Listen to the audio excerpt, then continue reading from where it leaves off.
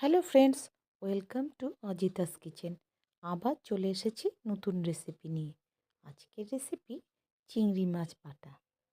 কি ভালো লাগবে তো চিংড়ি মাছ বাটা খেতে? ঠিক আছে, তার জন্য চিংড়ি মাছগুলিকে ধুয়ে পরিষ্কার করে নিতে হবে। আমি চিংড়ি মাছগুলি সব ধুয়ে পরিষ্কার করে হলুদ নুন মাখিয়ে তেলে সবগুলিকে একটু একটু ভাজা ভাজা করে নিচ্ছি। অনেকগুলি চিংড়ি মাছই আছে, আমি সবগুলি দিয়ে করব না, সবগুলি ভেজে রাখছি, কিছুটা দিয়ে বাটা করব। যাই হোক, কড়াইয়ের মধ্যে একটু শুকনো লঙ্কা ফোড়ন দিয়ে তার মধ্যে পেঁয়াজ, রসুন, কাঁচা লঙ্কা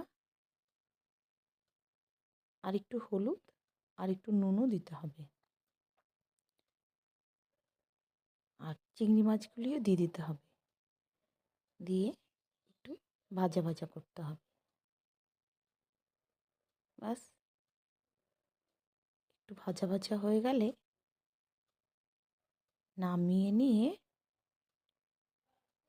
এটা কিন্তু শিলনোড়াতেই পেস্ট করলে বেশি ভালো হবে। বাস, শিলনোড়াতে একটু বেটে নিয়ে আপনারা চাইলে এটা এইভাবেও খেতে পারেন, একটু কাঁচা তেল দিয়ে। আমি এই পেস্টটাকে একটু কড়াইয়ে তেল গরম করে ভেজে নেব, একটু ভাজা ভাজা করে তারপর করছি। আপনারা চাইলে কিন্তু এই বাটাটা এমনিও খেতে পারেন, সেটা কড়াইয়ে না দিলেও হবে, কড়াইয়ে দিলেও ভালো লাগবে। দুটো দুই রকমের টেস্ট। যাই হোক, কড়াইয়ে দিয়ে একটু তেল দিয়ে একটু ভাজা ভাজা করে নিচ্ছি।